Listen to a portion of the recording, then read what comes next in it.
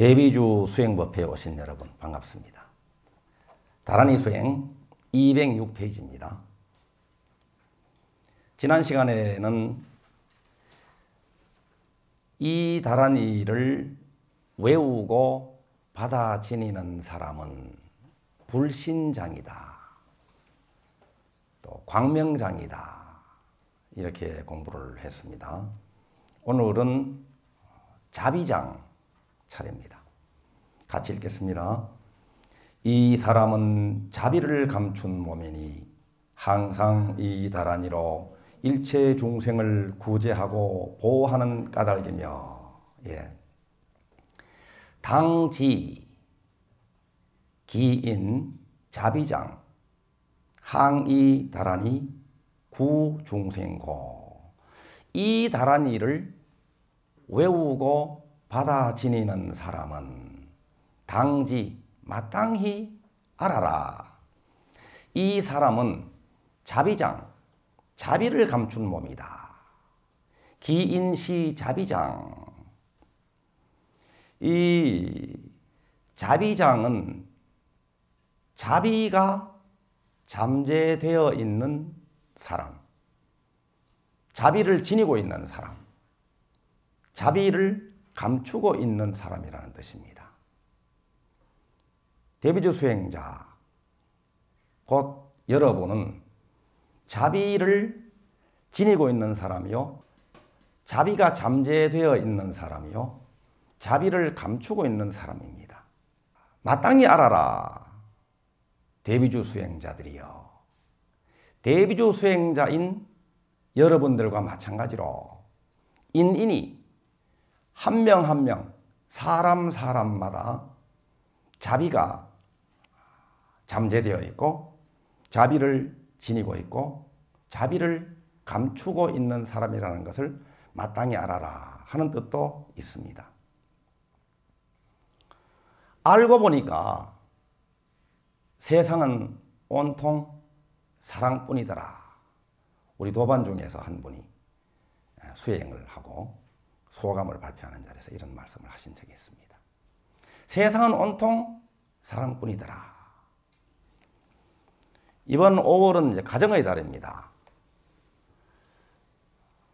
가족 말씀을 드리겠습니다. 먼저 저희 조부님을 추억을 하면서 말씀을 드릴까 합니다. 제가 초등학교를 입학하기 전 어린 시절에 있었던 일입니다. 계절은 초봄이었는데 들리를 나가시는 조부님을 따라서 저도 따라 나섰죠. 조부님께서는 저쪽 밭에서 일을 하실 때에 어린 저는 불장난을 하면서 놀았습니다. 초봄에는 잔디가 노랗죠. 그 노란 잔디에 불을 붙이면 노란색과 빨간 색깔이 어우러지면서 아주 보기가 좋고 재미있습니다.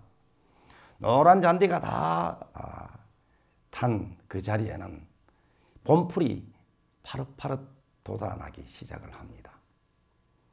그 봄풀 빛깔도 곱고 또 잔디가 타는 냄새도 좋고 봄풀 냄새도 아주 좋습니다. 이렇게 불장난을 하면 시간 가는 줄 모르죠. 그런데 그때 갑자기 바람이 세차게 불어와서 그 불씨가 밭 건너편 산자락에 그냥 옮겨 붙어 버렸습니다.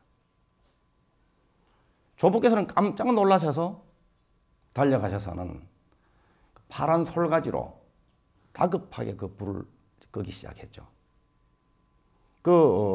불길을 잡는 시간에도 또 다른 불씨는 또 다른 곳으로 옮겨 붙고 참 급박한 상황이었죠. 그런데 할아버지는 이 어린 손자가 다칠세라 놀랄세라 가까이 오지 못하게 하시면서 혼자 그 불을 다 끄셨습니다. 결국 저희 불장난으로 인해서 산의 일부가 타버렸고 산소 하나가 타버렸던 것으로 이제 기억을 합니다. 그때 그 일로 인해서 이 할아버지의 얼굴은 그 끄름으로 새까맣게 그을르셨고, 또 옷에는 끄름 냄새가 아주 그윽했던 기억이 납니다. 집으로 돌아오셔가지고는 우리 아버님이나 어머님한테는 그 밭두렁을 태우느라고 내가 옷을 다 버렸다, 이렇게만 말씀하시고 다른 말씀은 전혀 하시지를 않으셨습니다. 그 당시만 해도 보릿고개가 있던 시절이거든요. 그래서 보리밥을 주로, 조밥도 주로 주식으로 먹었던 시절입니다. 그런데 저희 어머님은 그래도 한 그릇의 쌀밥은 될 수 있는 양을 흰 이밥으로 밥을 지으셨거든요. 할아버지 밥상에만 흰 쌀밥이 올라갑니다. 할아버지 밥상에는 또 안동 간고등어 한 토막도 늘 올라갑니다. 그날도 할아버지는 평소와 마찬가지로 흰 쌀밥을 남기셨고, 또 간고등어 한 토막도 다 드시질 않고 남기셨죠. 손자가 먹습니다. 그날 그 할아버지는 손자가 놀랐을까봐 다독여 주시는 그 마음을 지금도 기억을 하고 있습니다. 그 이후에 한 번도 야단치신 적이 없으시고, 또 그 일로 인해서 내가 참 큰 곤란을 겪었다라는 말씀을 한 번도 하신 적이 없습니다. 얼마 전에 여러분들과 함께 7.17의 기도를 할 때 한 4, 5일쯤 지나면서는 아주 체력의 한계가 다가오고, 어깨도 아프고 팔도 아프고 졸음도 쏟아지고 이 몸의 통증이 극심하게 몰려왔습니다. 결국은 아마 졸면서도 데뷔조를 외운 것 같기도 한데 목탁을 떨어뜨릴 뻔하기도 했습니다. 이렇게 심신이 아주 극도로 지치고 힘들 때, 그때에 그 순간에 할아버지의 그 조건 없는 사랑이 생각이 났고, 그 순간에 눈물이 흐르면서 통증과 피로가 순식간에 사라지고 힘이 회복된 것을 느꼈습니다. 그날뿐만이 아니고 지금까지 반백년을 지나면서 힘들 때, 또 지칠 때, 그래서 드러누워 있다가도 그 조부님의 조건 없는 사랑이 기억되는 그 순간에 벌떡 일어나서 힘을 내게 되는 그 에너지원으로 내 마음속 깊은 곳에 자리를 잡고 있는 것을 발견을 하곤 합니다. 우리들이 누군가에게 조건 없는 사랑을 줄 때에 그 조건 없는 사랑이 불씨가 되어서 그 사람에게 두고두고 힘을 내게 하는 에너지가 되는 것이라고 알 수 있습니다. 여러분들도 부모님과 조부모님들의 사랑을 한 몸에 안고 있으시죠? 이 자비장이라고 했는데, 자비장, 감추어져 있는 사랑, 이 사랑이 어디 있습니까? 우리 삶에, 우리 온 몸에 조상님들의 사랑, 부모님의 사랑이 통째로 고스란히 사랑 덩어리로 머물러 있죠. 이 사랑을 우리가 늘 지니고 삽니다. 이렇게 사랑을 기억해낼 때에 그 사랑이 불씨가 되어서 아마 온 삶을, 그리고 주변에 인연 있는 사람들에게도 사랑의 불길을 타오르게 하는 그런 삶을 살 수 있지 않나 생각을 합니다. 또 제 보물을 또 소개를 해드릴까 합니다. 이제 옥편입니다. 옥편. 이 옥편은 이제 30여 년 전에 4,000원 주고 산 옥편입니다. 4,000원짜리입니다. 정가가 4,000원으로 되어 있습니다. 그리고 또 하나의 옥편은 몇 년 전에 진보살님이라는 아주 귀한 도반께서 제 이 옥편 이야기 글을 읽으시고 선물로 보내주신 옥편인데, 이것은 최신 옥편이고 또 아주 공부하기 좋게 잘 정리된 옥편입니다. 정가가 7만 원으로 나와 있습니다. 근데 이 옥편은 저희 어머님이 제가 출가하기 직전에 사주신 옥편이거든요. 아주 낡았죠. 출가하기 직전에 어머님께서 사주신 아주 추억이 깃들어 있는, 저한테는 보물이 된 이 옥편입니다. 제 고향 이야기는 전에 소개를 해드렸는데 아주 두메산골입니다. 그 두메산골에서 농사를 지으셨는데, 6남매예요. 6남매인데 누나와 저를 대구로 유학을 보내시고 농사를 지으시면서 또 할아버지를 모시면서 밑에 동생 4명을 입히시고 기르시고 또 공부시키시는 그런 삶이셨죠, 부모님은. 그때의 시절, 또 6남매를 기르시는 그 일, 이런 것들을 생각해 보면 사실 유학을 보내시지 않고 또 초등학교 정도만 나오게 한다고 하더라도 낳으시고 먹여주시고 입혀주시고 길러주신 그것만 해도, 요즘 생각하면 그것만 해도 참 기적 같은 일이 아닌가, 이런 생각이 듭니다.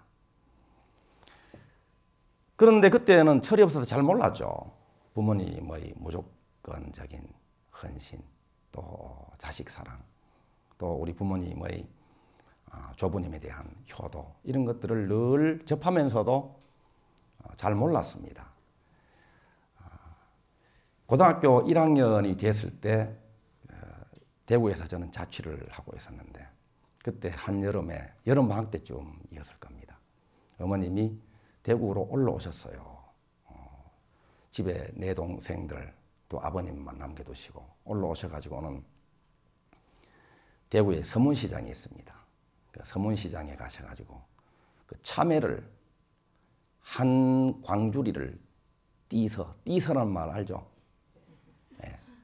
한 광주리를 띠서 그것을 파셨어요. 시골 안악내. 아마 장사는 아마 처음이 아니셨을까 생각을 합니다. 그 텃세가 있겠죠. 좋은 자리에는 이미 기존의 그 선배 상인들이 자리를 잡고 계셨을 것이고, 이 어머님은 그 텃세하는 다른 분들에게 떠밀려서 아마 어느 한 켠에서 그 광주리를 펴놓고 참외를 파셨을 겁니다. 지금 짐작해 보면 아마 점심 정도는 굶으시고 참외를 다 파셨을 걸로, 몇 날 며칠을 그렇게 파셔서 그 돈으로 이 아주 비싼 옥편입니다. 그때는 이 4,000원이, 이 옥편하고 또 영안사전 하나를 저한테 사주고 내려가셨어요. 그 이후에 제가 출가를 하고 또 늘 이 옥편을 가까이 하고, 또 한자가 아주 정감이 있고 친숙한 편에 속합니다. 이렇게 공부를 계속 할 수 있었고 또 수행을 계속 하면서 늘 힘을 낼 수 있는 것은 이 어머님의 조건 없는 사랑이 그 밑받침이 되지 않았나, 이렇게 생각을 하고 어떨 때는 참 힘이 나고 어떨 때는 죄송스럽고 숙연해지고 그럽니다. 그래서 이 글을 덕양선언 카페에 제가 썼는데, 그 글을 읽으신 진보살님이 이렇게 좋은 옥편을 선물로 보내주신 것이죠. 그래서 그 글에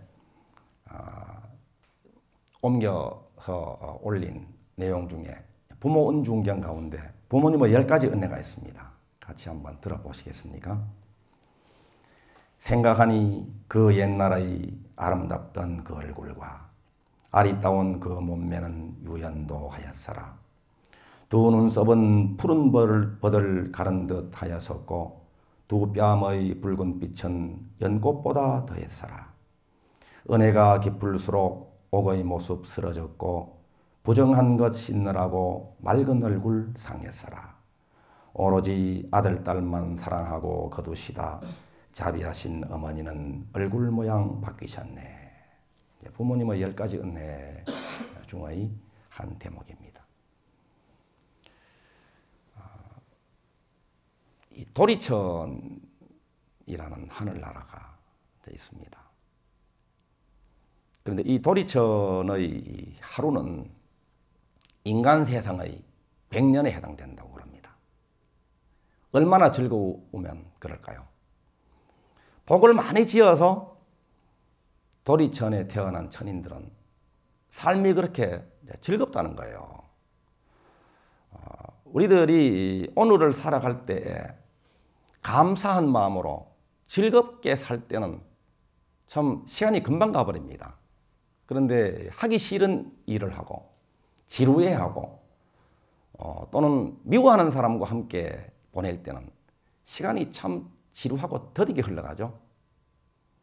도리천은 즐거움이 많아서 복을 누리느라고 이렇게 시간이 짧게 느껴진다는 뜻이기도 합니다. 대비주생으로 성냄과 싫음과 미움을 닦을 수가 있습니다. 이렇게 진심을 닦을 때 삶이 즐겁습니다. 이 도리천의 왕은 제석천왕이라고 그러죠. 이 제석천왕이 천인에게 명령을 합니다. 한 천인을 불러서 너는 인간 세상에 내려가서 인간 세상에서 가장 아름다운 것을 구해서 가지고 와라. 이렇게 명령을 내렸습니다. 이 천인은 인간 세상에 하루 만에 내려왔는데 몇 년 걸렸을까요? 인간 세상의 시간으로는 100년이 걸렸다는 거예요. 이렇게 내려와서는 인간 세상에서 가장 아름다운 것을 조사하기 시작했습니다. 맨 처음 발견한 것은 꽃이었습니다. 누구나 꽃을 아름답다고 좋아했습니다. 목련, 장미, 코스모스, 동백꽃, 그리고 이름 모를 들꽃까지도 다 아름다워서 인간 세상에서 가장 아름다운 것이 꽃이 아닐까 이런 생각을 했는데 그 다음에 또 하나 발견한 것은 아이의 해맑은 웃음이었습니다. 이 아이가 해맑게 웃을 때는 참 아름답고 햇살처럼 밝고 맑은 그런 아름다움이 이 아이의 해맑은 웃음에서 발견이 됐습니다. 누구나 다 아이의 해맑은 웃음을 볼 때 시름을 쉬고 마음이 아주 천진난만해지는 것을 볼 수 있었습니다. 그런데 그때 이 아이를 조건 없이 사랑해 주시는 어머니의 사랑을 만났습니다. 냄새나는 기저귀를 갈면서도 싫은 기색이 전혀 없으시고 밤이나 낮이나 한결같이 아이를, 자식을 사랑해 주시는 어머니의 사랑을 보게 됐습니다. 세상의 모든 어머니들이 자식을 향해서 이렇게 조건 없는 사랑을 베풀어 주시는 것을 알았습니다. 그래서 후보로 또 정했죠. 이 천인이 맨 처음에 꽃, 그 다음에는 아이의 해맑은 얼굴, 웃음, 그리고 조건 없는 어머니의 사랑, 이 세 가지를 후보로 정했는데 그 중에서 세상에서 가장 아름다운 것이 무엇일까 고민을 했는데 결론 내리기가 쉽지 않았다는 거예요. 그래서 이 세 가지를 모두 도리천으로 올라가서 제석천왕 앞에 보여드리면 제석천왕이 판단하시겠지. 이런 마음을 가지고 세 가지를 가지고 하루 만에 도리천으로 올라갔답니다. 인간 세상의 시간으로는 100년 걸려서 올라갔습니다. 이 제석천왕 앞에 이 세 가지를 내어놨는데 꽃은 이미 시든 지 오래되어서 아름다움까지도 사라져버리고 없었고 아이의 그 해맑은 웃음도 쭈글쭈글한 주름살이 가득한 얼굴로 변해버리고 말았고 어머니의 사랑만큼은 그런데 한결같이 변하지도 않고 사라지지도 않은 채 한결같이 아름다움으로 빛나고 있었다. 그래서 제석천왕이 인간 세상에서 가장 아름다운 것은 바로 조건 없는 부모님의 사랑이다. 이렇게 결론을 내렸다고 합니다. 우리들의 부모님, 세상의 모든 부모님은 자식을 향해서 이렇게 조건 없는 사랑을 베풀어주고 계시죠. 우리는 이렇게 부모님과 조상님들의 사랑을 한 몸에 받고 있는 존재들입니다. 그러니까 부모님 그리고 수많은 분들의 사랑을 한 몸에 간직하고 있는 말 그대로 자비장입니다. 이 사랑을 기억해낼 때에 우리는 외롭지 않고 부족하지 않습니다. 사랑이 언제나 가득합니다. 힘들고 외로울 때 우리가 이런 사랑을 기억해내면 좋겠죠? 언제나 변함없이 별처럼 부모님의 사랑, 조상님의 사랑이 함께하고 있음을. 또 가족 이야기를 하나 더 드립니다. 부모님의 사랑, 조부모님의 사랑뿐만이 아니라 형제자매들 간의 사랑도 우리에게는 간직되어 있습니다. 시골 상감벽지에서 초등학교를 다녔다고 말씀을 드렸는데 1968년도에 입학을 했습니다. 그때는 유치원은 없었죠. 처음으로 학교에 입학을 합니다. 그런데 15리길이나 걸어 다녀요. 심리가 4km죠. 그러면 한 6km 정도입니다. 아주 걸어갔다가 걸어오는 것이 아주 어릴 때는 참 힘들었습니다. 더군다나 등하굣길에는 이 개울물을 여러 번 건너야 돼요. 이 교량 다리가 건설된 것은 이제 새마을 운동이 한창 진행이 되면서 다리가 만들어졌기 때문에 그 전에는 비가 와서 이 개울물이 불어나면 학교도 못 갑니다. 또 어느 정도 비가 와도 그대로 징검다리가 다 묻혀버리기 때문에 이 맨발로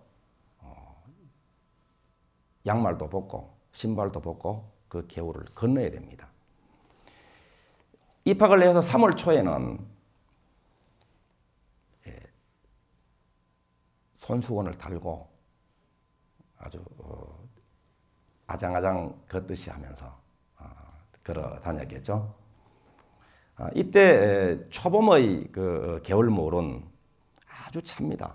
그 산에서 이 눈 녹은 물이 함께 섞여서 흐르기 때문에 차갑습니다. 거기에다가 봄비까지 내리면 그 개울물이 불어서 징검다리를 덮어버립니다. 이런 날에는 이제 신발, 양말을 벗고 이제 바지를 걷어 올려야 되죠. 맨발로 개울을 건넙니다. 그래서 그때 그 시절 우리 친구들도 이런 날에는 아주 발이 빨개집니다. 나중에는 발이 얼어서 막 가렵습니다. 동상이 걸리죠. 저희 누나는 저보다 2살 위니까 3학년입니다. 3학년. 몸집은 누가 더 컸는지는 몰라요. 제가 좀 더 컸을 수도 있습니다. 그런데 이 누나가 2살 어린 동생이 발실일까 봐 업고 건너는 거예요.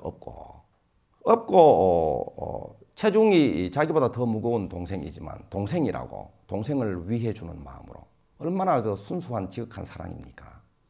발 시리지 않도록 업고 건넙니다. 그런데 개울물을 다 건너기도 전에 어떤 때는 너무 무거워서 비틀비틀거리다가 이제 떨어뜨리기도 하고 그 과정에서 자기도 옷을 다 버리기도 합니다. 그러면 이제 저는 그럽니다. 누나 때문에 옷 다 버렸잖아. 발 시려 죽겠다. 누나 때문이야. 막 투정을 부리고 그럽니다. 이렇게 이 누나의 사랑을 흠뻑 받으면서 살았습니다. 저뿐만이 아니고 밑에 동생들도 이런 마지의 사랑을 고스란히 받으면서 자랐고 아마 기억을 하건 그렇지 않건 간에 온 마음으로 온 몸으로 이 사랑이 그대로 스며 있지 않나 생각을 합니다. 불보살님은 특히 관세음보살님은 대자대비 불보살님, 대자대비 관세음보살님입니다. 한결같이 언제나 어디서나 사랑을 조건 없는 사랑을 베풀어주고 계십니다. 과거에도 그렇고 지금 이 순간에도 그렇고 미래에도 변함없이 한결같은 사랑을 베풀어 주십니다. 온 우주로 베풀어 주시고 해와 달, 자연으로 베풀어 주십니다. 이런 일로 베풀어 주시고 저런 일로 베풀어 주십니다. 내 마음에 맞는 일로 베풀어 주시고 내 마음에 맞지 않는 일로 보이는 일로 베풀어 주십니다. 조부모님을 통해서 베풀어 주시고 부모님을 통해서 베풀어 주시고 형제자매들을 통해서 자식들을 통해서 오늘 내가 만나는 한 분 한 분들을 통해서 조건 없는 사랑, 대자대비를 끊임없이 베풀어 주고 계십니다. 대비주 수행자인 우리들입니다. 우리들이 이렇게 불보살님, 천지 온 생명들의 사랑을 받고 있는 우리들인데 관세음보살님께서는 이 경전에서 대비주 수행자여 여러분은 하나같이 자비장이다. 자비를 실천하면서 살아라. 이렇게 말씀하고 계십니다.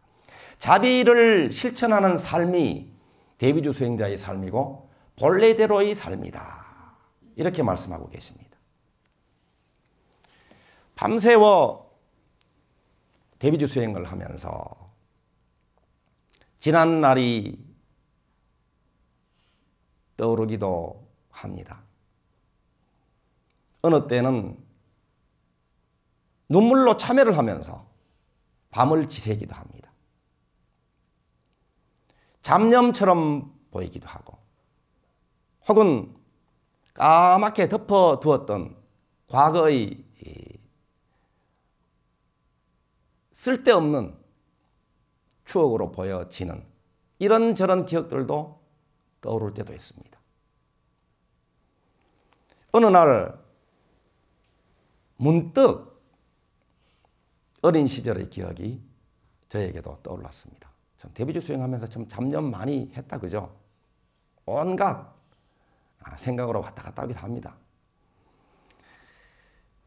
초등학교 4학년 때쯤의 하굣길이었습니다.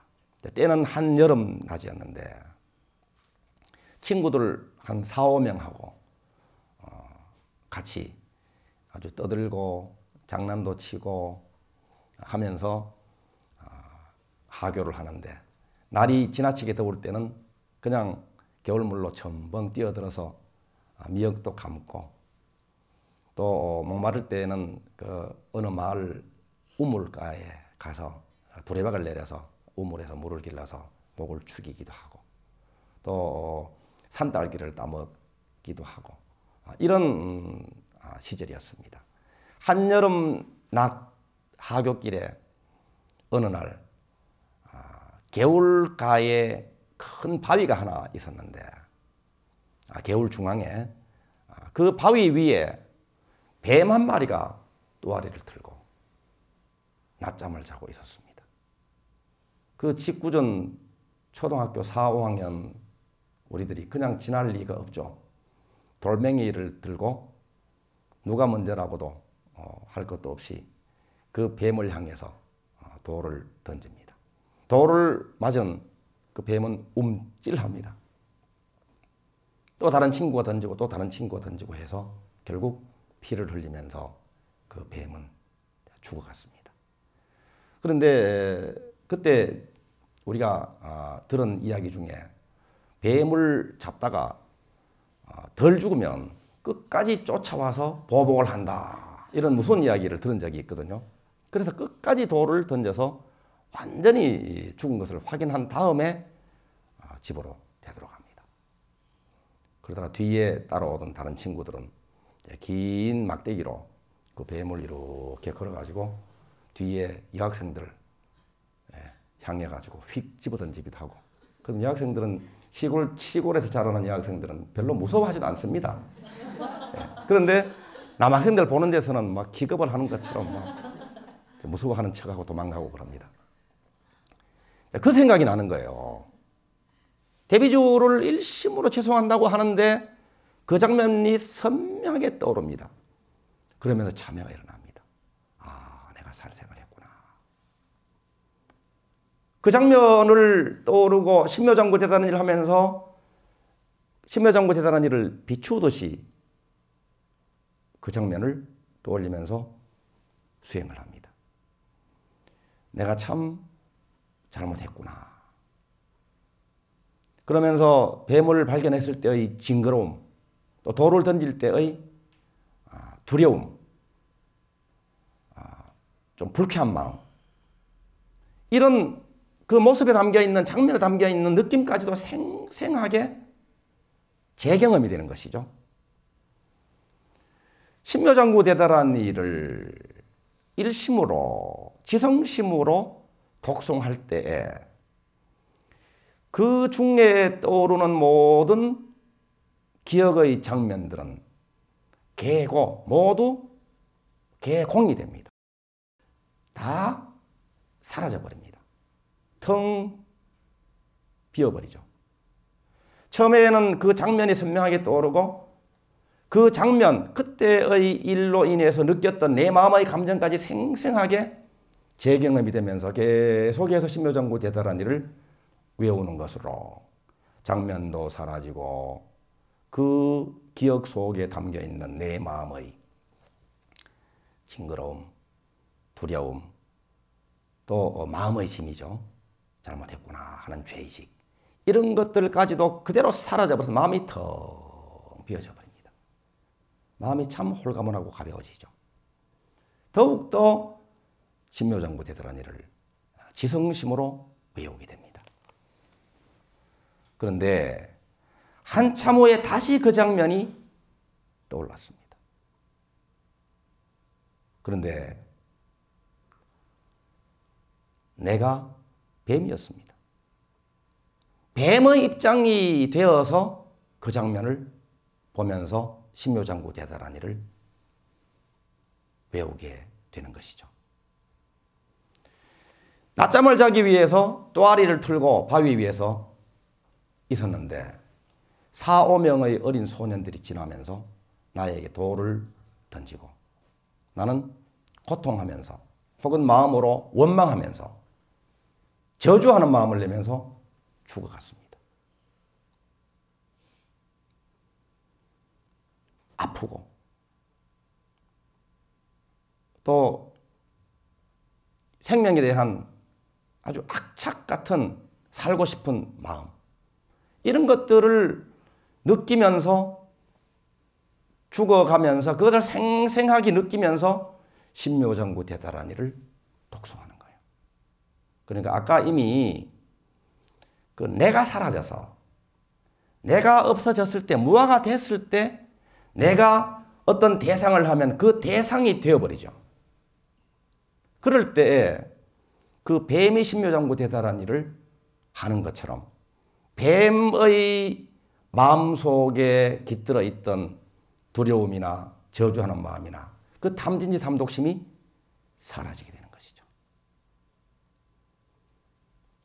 아까는 아상이 사라졌다면 이번에는 인상이 사라지는 것이라고도 할 수 있습니다. 이렇게 뱀이 느꼈을 그때의 고통이 모두 사라지고 자기에게 돌을 던진 4, 5명의 소년들을 향한 원결도 그냥 사라져버립니다. 마음의 짐이 내려졌죠. 더욱더 마음이 텅 비어진 채로 오직 또렷하게 신묘장구 대다라니가 굴러갑니다. 오직 신묘장구 대다라니를 지성심으로 외우는 가운데에 나도 없고 뱀도 없습니다. 함께 돌을 던졌던 그 소년들에 대한 모습도 자취를 감춘 지 오래입니다. 또렷하게 신묘장구 대다라니를 외우는 가운데에 나도 없고 너도 없고 안도 바깥도 시간도 공간도 모두가 끊어져 버리고 텅 비어져 버리고 우주 전체로 그냥 오뚝한 채로 신묘장구 대다라니만 굴러가는 그 자리에 닿게 됩니다. 이 자리에서 보면 그 모두가 내 안에 있는 내 살림들입니다. 그 소년들도 뱀도 내 세포 구성원이고 나와 남의 구분이 없습니다. 그리고 덕양서는 법당에서 바로 이 시절에 대비주 수행을 하는데 시간은 몇십 년 전의 어린 시절로 돌아가 있습니다. 공간은 그 먼 시골 하굣길 그 현장으로 돌아가 있습니다. 그것이 이 자리에서 다 이루어지고 있습니다. 그리고 내가 뱀이고 뱀이 나이고 그 소년들이고 그리고 통째로 확산시켜서 이 우주가 그대로 나인 그 자리에서 오직 또렷하게 신묘장구 대다라니만 굴러가고 있습니다. 여기서 봤을 때 내가 누군가에게 돌을 던지는 것은 바로 나에게 돌을 던지는 것이고 내가 누군가에게 사랑을 주는 것은 바로 나에게 사랑을 주는 것입니다. 이 자리에 봤을 때는 전부 다 그대로 통째로가 하나입니다. 한 몸입니다. 모두가 내 세포 구성원입니다. 그래서 누군가를 향해서 사랑을 하는 것은 자기가 자기에게 사랑을 하는 것이죠. 그래서 이 자리에서 사시는 분이 관세음보살님이라면 그렇기 때문에 관세음보살님은 동체대비다. 관세음보살님의 사랑은 동체대비입니다. 여기는 집착이 없습니다. 집착은 고통을 낳고 사랑은 행복을 낳습니다. 생색낼 일도 없고 티낼 일도 없고 알아주기를 바랄 필요도 없습니다. 내가 나한테 하는 것이기 때문에. 그래서 모든 사랑은 자기 사랑이라고 전에 공부를 했었죠. 에고를 충족하기 위한 중생 사랑은 그 에고가 자기인 줄로 알고 그것만 만족시키려는 자기 사랑이고 관세음보살님은 모든 생명들을 자기 생명으로 알기 때문에 모든 생명들을 자기 생명으로 보는 자기 사랑입니다. 대비주 수행자는 항상 일체 중생을 구제하고 보호한다. 그래서 경전 말씀이 이 사람은 자비를 감춘 몸이니 항상 이 다라니로 일체 중생을 구제하고 보호하는 까닭이며 이렇게 말씀하고 계십니다. 우리 마무리하면서 선언을 한번 할까요? 자비장입니다. 나는 자비장이다. 나는 자비장이다. 너는 자비장이다. 너는 자비장이다. 우리는 자비장이다. 우리는 자비장이다. 대비주는 언제나 최상의 길을 여십니다. 지성심, 자비심, 신심으로 행복한 대비주 수행을 함께 합시다. 감사합니다.